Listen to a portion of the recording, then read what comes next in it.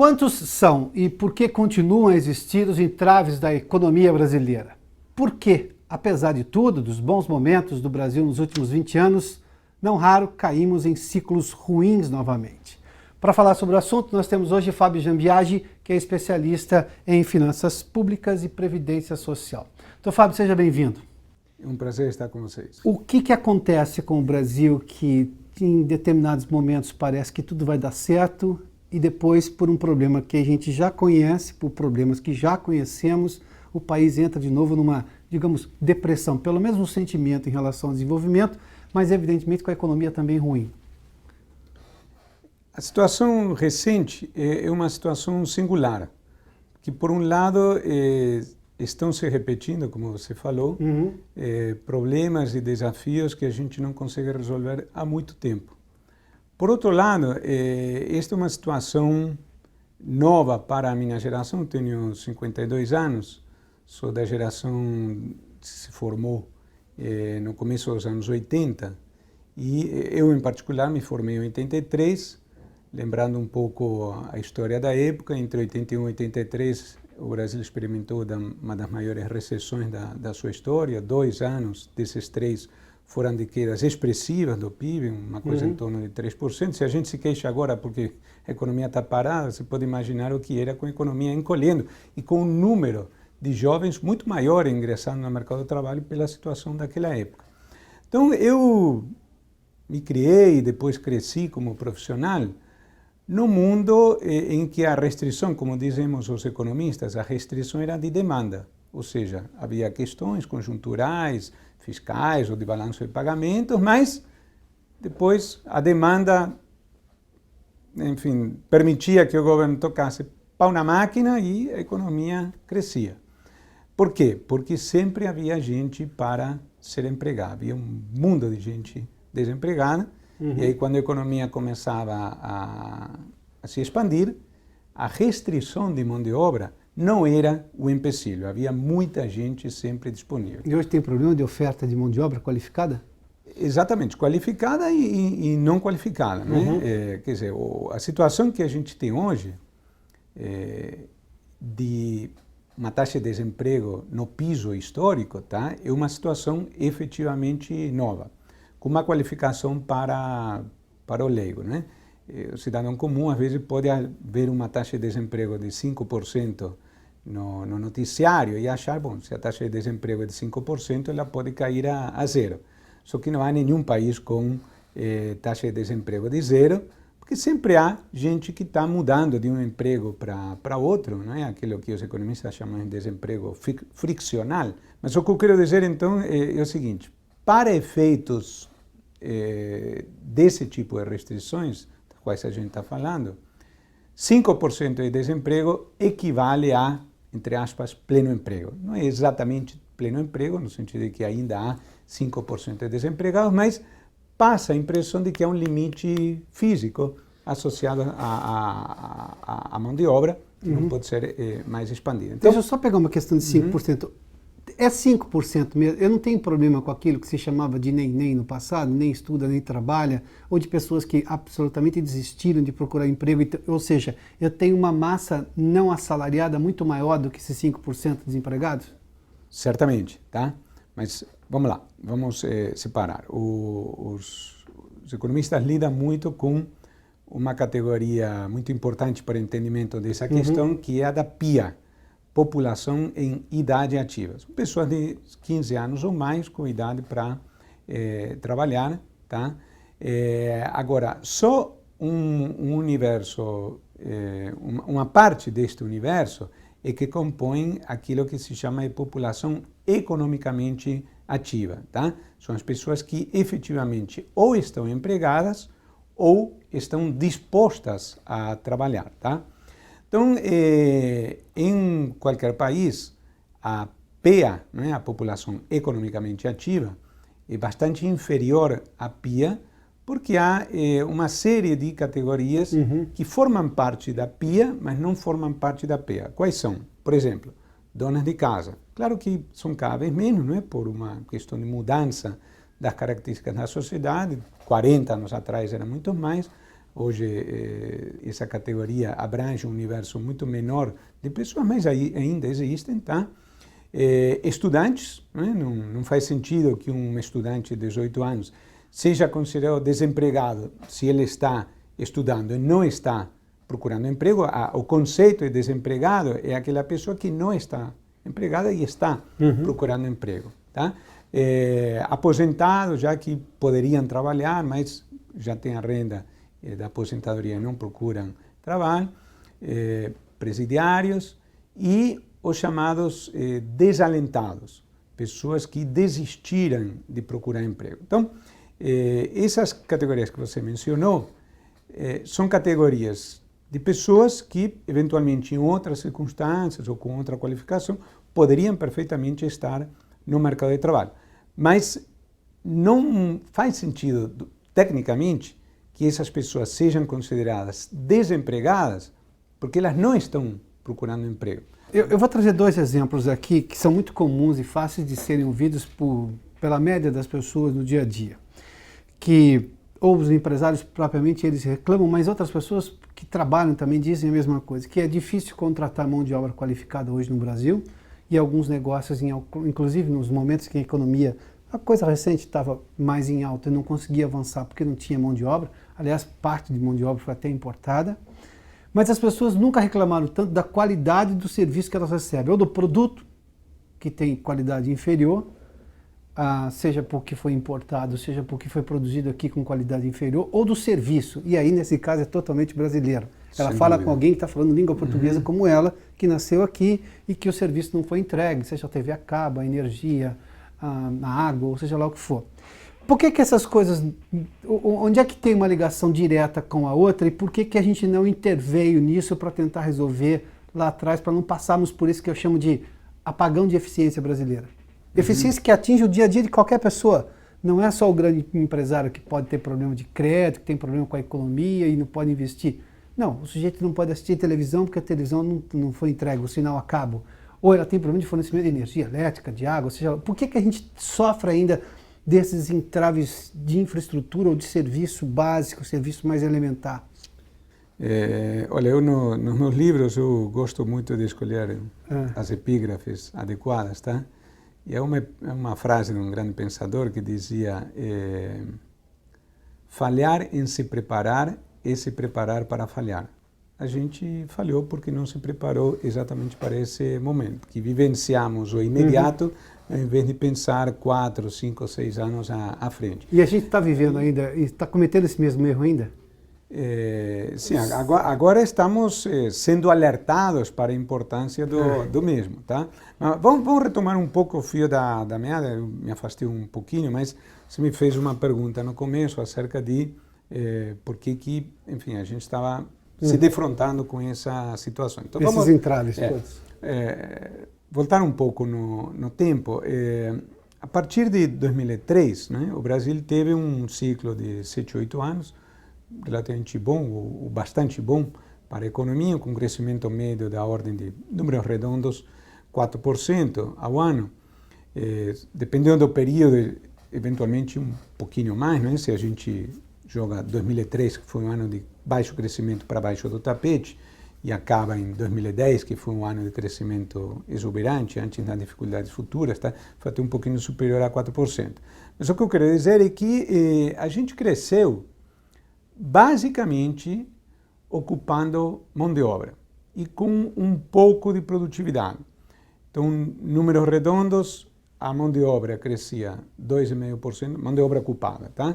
2,5% ao ano, e o resto de 1,5% com um adicional de produtividade, a produtividade média da economia, por homem ocupado, era de, a cada ano, 1,5% a mais do que o ano anterior, um número até razoável, mas obviamente muito inferior ao do crescimento. E estávamos todos satisfeitos, não é? As pessoas consumindo mais, o desemprego caindo, não é? Bom, só que olhando para frente, o que mais cedo ou mais tarde iria acontecer como efetivamente aconteceu? Se a mão de obra cresce ocupada, cresce 2,5% ao ano, e a oferta de mão de obra, a chamada PEA, não é? Como eu falei antes, a população economicamente ativa, crescia, grosso modo, a 1,5% ao ano, ou seja, a demanda por mão de obra crescia na frente da oferta de mão de obra. Isso só pode acontecer porque o desemprego está caindo. Mas o desemprego está caindo porque o número de desempregados está caindo e isso é um contingente finito. Em algum momento iria acabar. No momento em que o desemprego alcançasse o mínimo, e feitas essas ressalvas que a gente discutiu, uma vez que o neném não pode ser imediatamente incorporados ao mercado de trabalho, a gente esbarraria com uma restrição física de mão de obra. A partir desse momento, o crescimento passaria a depender da produtividade. Só que aí tem dois problemas, tá? Primeiro, essas fases de aumento de produtividade, elas têm um ciclo. Às vezes elas se beneficiam de coisas feitas nos anos anteriores, mas se não se fazem novas coisas, essa produtividade voltaria a cair. Essa taxa de variação da produtividade voltaria a cair. Exatamente no momento em que a gente teria que aumentar a produtividade, dado o menor crescimento da mão de obra, tá? São coisas que eu diria quase que eram identidades contábeis, tá? São coisas assim de matemática que os economistas conhecem, ou deveriam conhecer, tá? Mas, no meio daquele ciclo de euforia, tá? O país se deixou um pouco inebriar por essa situação de euforia e não se preparou adequadamente. Qual é o problema da situação atual? Quando se pensa numa economia estagnada, o que é necessário fazer? Bom, uma de duas coisas, ou ambas simultaneamente. Ou injetar demanda, então, caso típico, por exemplo, Europa com 10%, às vezes 20% ou mais de desemprego. Bom, no que se injeta demanda, vai ter gente para ser empregada e aquilo poderá ter efeitos positivos sobre o PIB e sobre a economia, tá? Agora, se a gente está com pleno emprego, com galpões ocupados, etc., o que é necessário fazer? É necessário aumentar aquilo que os economistas chamam de oferta da economia, não é? Capacidade de crescimento. E isso está associado a coisas muito mais complexas do que simplesmente reduzir juros ou mandar o governo gastar mais, tá? Está associado a coisas como, por exemplo, infraestrutura, tá? Só que não se faz uma hidrelétrica da noite para o dia, não se faz uma estrada da noite para o dia, tá? Há todo um processo, tá? Tem que se elaborar os projetos, tem que se fazer a licitação, depois tem que se fazer a obra. Entre a decisão política de dizer, olha, vamos fazer aqui, e o presidente da República, o governador, ir lá e participar da cena lá famosa de cortar a fita, eu diria o seguinte, se passam uns 4 anos, pelo menos, se não mais, obviamente, se a gente estiver falando de hidrelétricas, bota aí 7, 8 anos, tá?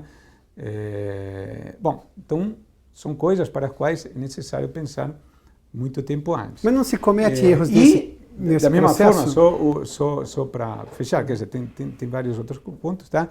Mas uma coisa para que fique claro para quem está nos ouvindo, outro elemento muito importante com consequências de longo prazo, em que não se muda a realidade da noite para o dia, naturalmente, é a educação, não é? Se eu tomo a decisão, vamos melhorar a educação por uma série de iniciativas agora, eu vou ter benefícios disso anos depois, tá? Então eu vou retomar a sua frase do pensador que o senhor citou e coloca sempre na epígrafe dos seus livros, que se preparar para não falhar. A gente já não está se preparando, porque a educação foi o primeiro ministério que recebeu um corte milionário do governo federal. Não há nenhum grande plano hoje. Não há nenhum grande plano hoje de recuperação que se tenha discutido com a sociedade, ou seja, não houve esse debate se é que precisa ver, em que momento precisa ver e quanto que deve ter de ação executiva para acelerar o debate. Não para eliminar o debate, mas para as coisas acontecerem. A gente está preparado para não falhar nesse caso, começando com o ponto da educação? Na verdade, o corte, ao contrário do que muitos inicialmente reagiram, o corte da educação, anunciado, do Ministério da Educação, né, anunciado recentemente, esse especificamente eu não encaro com esse espírito crítico especificamente. Por quê? Porque, na verdade, o que interessa é quanto efetivamente vai se gastar no final do ano em relação a quanto se gastou efetivamente no ano anterior. Tá? E uma das tantas coisas que o Brasil precisa corrigir é um processo orçamentário completamente falho, no sentido de que aquilo que é discutido no Congresso é um reino de faz de contas em que se discutem números... A peça orçamentária, é isso? Exatamente, que depois podem ter uma execução completamente diferente. Então, digamos, por exemplo, num ano o governo gasta 100. Aí se faz orçamento e se diz o seguinte, no ano seguinte o governo vai gastar, por exemplo, 120, tá? Aí o governo corta 15, qual é a manchete do jornal? O governo corta 15.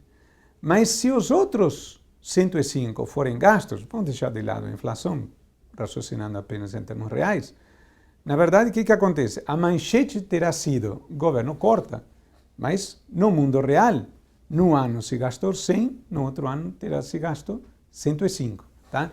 Então, esse corte em si não significa necessariamente descaso com educação, porque pode ser aquilo que a gente chama de corte de vento. Né? Você anuncia alguma coisa que, na verdade, não tem efeito prático. A minha avaliação, e acho que na de muitos colegas economistas, nós temos pago nos últimos anos o preço por não termos nos preparado adequadamente para dotar o país de uma melhor infraestrutura, de uma melhor educação, de um gasto público mais eficiente, e de isso instituições que funcionassem melhor. Por exemplo, a infraestrutura, que é um dos grandes gargalos brasileiros, seja a infraestrutura física ou a estrutura humana que você oferece para um ambiente de negócios. É decisão política?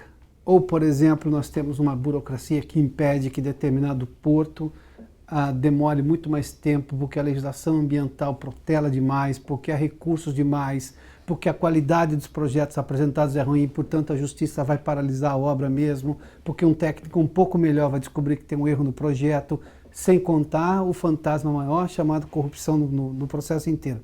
Onde é que está esse nó e por que ele continua existindo?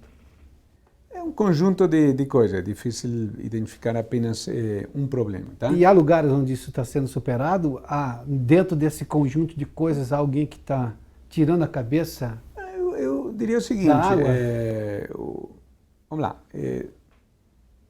havia no passado uma determinação de mudar a orientação em determinados setores da economia até então dominados pelo Estado. Tá? Vou lembrar então das disputas ideológicas de 15, 20 anos atrás em torno das privatizações, em que os críticos da privatização alegavam que o patrimônio público estava sendo vendido a preço de banana, que aquilo era um crime de lesa pátria, enfim, toda uma série de questões Sim. que acho que não cabe rememorar aqui, porque pertencem à história. Claro, eu não sou neutro, porque eu fui uma das pessoas, modestamente, tá?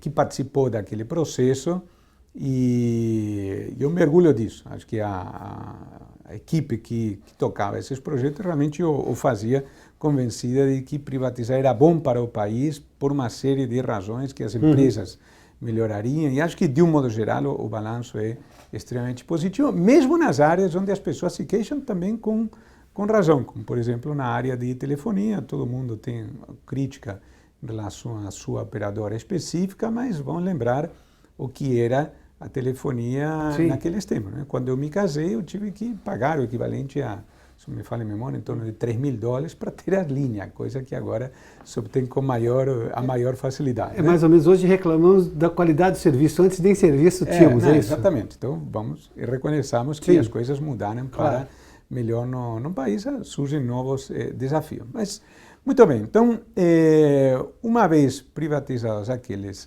ativos, depois, na margem, novas atividades seriam objeto das chamadas concessões, não é? Então, concessão para uma atividade, concessão para uma estrada, etc. E aí, durante muito tempo, ou alguns anos, houve uma espécie de veto ideológico, porque concessão cheirava, por assim dizer, a privatização e não se avançava. Eu diria que esse bloqueio, quase que um bloqueio mental, tá? Afetou todo o primeiro governo Lula. No segundo governo Lula, tivemos uma pequena mudança, quando há uma mudança de orientação, no sentido de que se aceitam as concessões, a ideia deixou de ser palavrão, tá? Mas com aquela psicose, não é, de ter que se diferenciar de alguma forma, um negócio assim quase que psicanalítico, né? Não podia se misturar com o conceito anterior de privatização, etc. Então, se fazia crítica de que antes a privatização se fazia com, por exemplo, de estrada, né? Com pedágios elevados, etc. Então, se faz uma privatização com um pedágio mínimo. E aí algumas empresas ganham, mas aquilo não funcionou, porque se há pouco retorno pela estrada, então aquela estrada vai ser uma porcaria, tá? Então, quando se vê os resultados, ou acabarão as obras não sendo feitas, ou depois passou a ter outros aditivos e passou a ter outros problemas. Então, definitivamente não funcionou. Aí chega o governo Dilma, tá? Na verdade, no começo, na primeira metade do primeiro governo Dilma, ainda uma certa paralisia e finalmente deslancham algumas atividades, tá? Tivemos leilões importantes nos segmentos, especificamente nas áreas de aeroportos e rodovias, tá? Mas eu diria o seguinte, a única crítica que cabe a isso é ter vindo com 10 anos de atraso. Eu moro no Rio de Janeiro. Por que cargas d'água a gente teve que esperar até 2014 para privatizar o Galeão? Aquilo poderia ter sido privatizado em 2003, 2004, tá? Agora vão começar a ser feitas obras que darão resultado lá na frente. Então, mas há que se fazer todo um processo de planejamento para isso e não ter medo dessa restrição ideológica. Só que quando a gente se aproxima de eleições, aí meio que uma certa vergonha em defender isso, tá? E aí as coisas são paralisadas. Então, essas concessões operam por surtos, né? Há 2 anos de concessões. Então, falta honestidade no debate, então.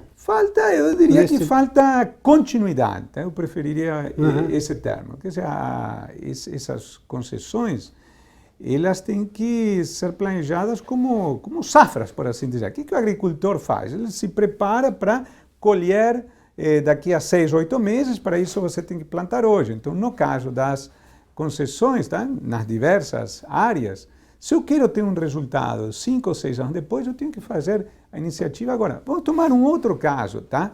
Particularmente dramático em função dos últimos acontecimentos. Setor de petróleo, tá? Aliás, é um caso típico em que se misturam componentes ideológicos tremendamente nocivos para a eficiência empresarial. Até 95, nós tínhamos uma situação específica, que era a situação de monopólio estatal, né, do setor de petróleo.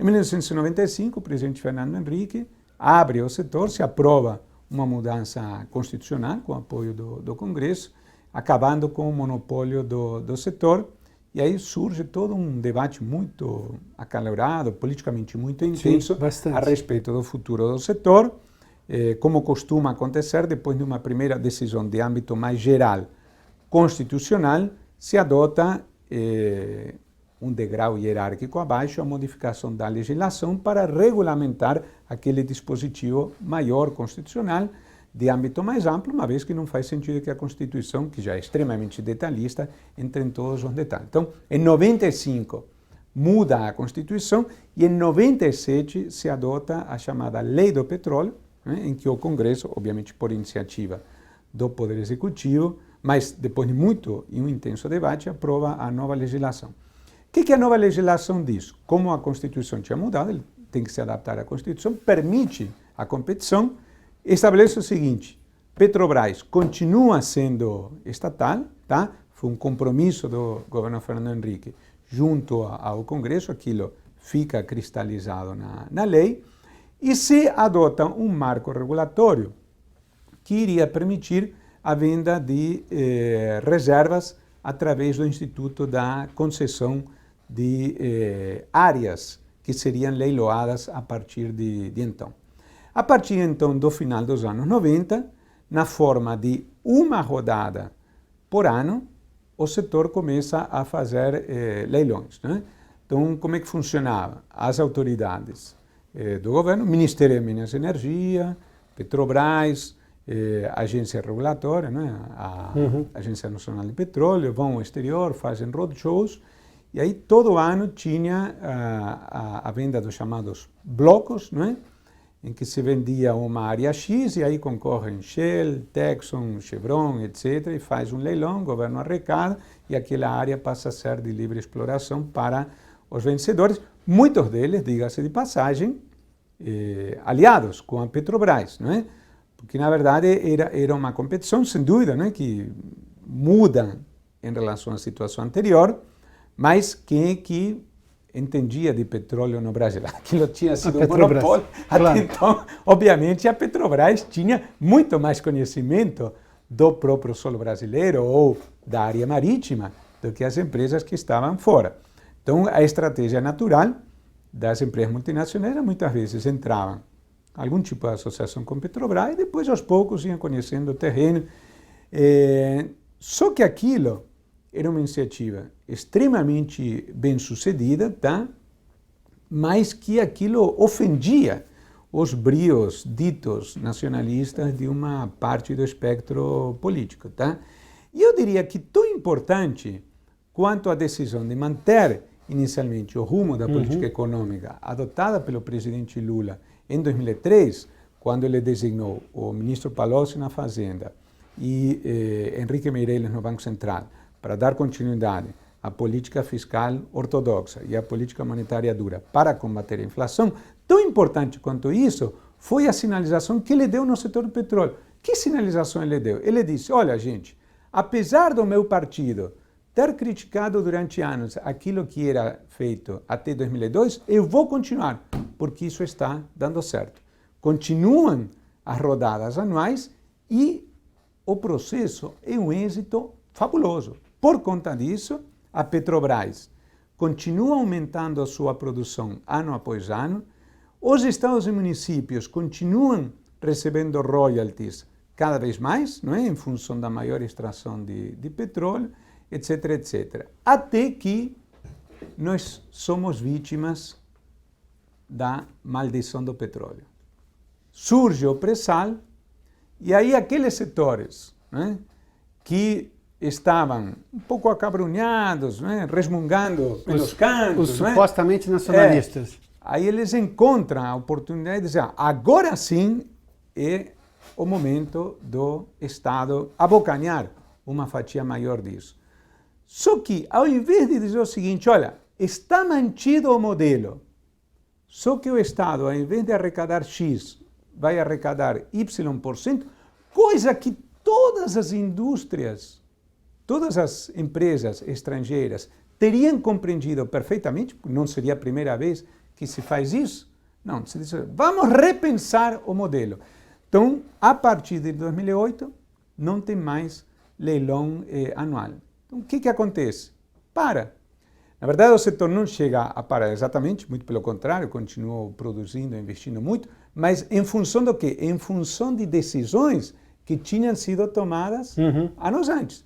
Mas leilões de novas áreas não há de 2008 em diante. Se retoma a iniciativa em 2013, com um leilão meia-boca, que foi da área de Libra, que contou com apenas um participante, e aí depois em 2014 não voltou a ter, e para esse ano há uma incógnita, tá? Então, esse é um caso típico em que o planejamento e a programação davam resultados e quando se deixam de tomar medidas, os problemas acontecem anos depois. É um exemplo assim bem emblemático. Do que a continuidade ajuda e do que a não A continuidade... descontinuidade prejudica. Então, Fábio Jean Biagi, muito obrigado pela entrevista. Aqui, essa série de pensamentos sobre o Brasil. Boa tarde, hein? Foi um prazer.